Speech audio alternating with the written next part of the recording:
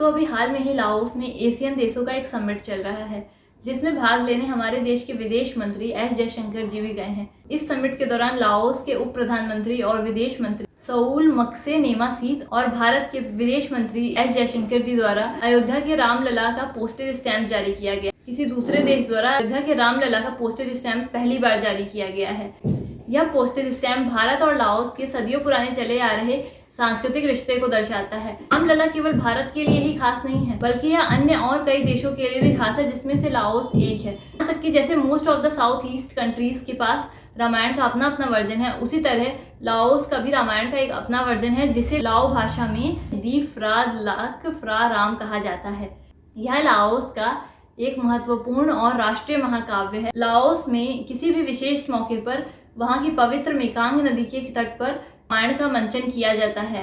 Laos की संस्कृति भारत की संस्कृति से बहुत ज्यादा प्रभावित है। यहाँ पर रामायण के अलावा जातक कथाएं एवं पंचतंत्र जैसे ग्रंथों को भी लगभग सभी के द्वारा जाना जाता है। पंचतंत्र का पहला अनुवाद 1507 में फ्रा संघ राजा ने किया था। तभी से यह ग्रंथ लाओस में काफी फेमस है।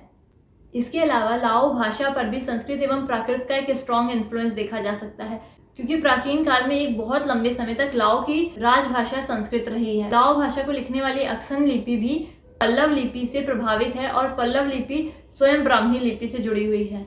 और यह जो अक्सन शब्द है, ये संस्कृत भाषा के अक्षर से आया है। उसी तरह विवाह शब्द भी लाओ भाषा में विवाह ही है। इसके अलावा ये जो शब्द हैं, ये सब भी संस्कृत के ही अपभ्रंश हैं, जो कि लाओ भाषा में है।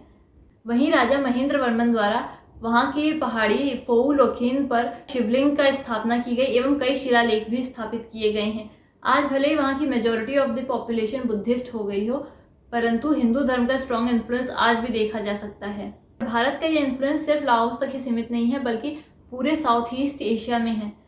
भारत की संस्कृति के वसुधैव कुटुंबकम की ही भावना है कि भारत द्वारा कभी किसी कंट्री को इन्वेड नहीं किया गया, फिर भी भारत की सांस्कृतिक धरोहर आज तक इन कंट्रीज में देखी जा सकती है।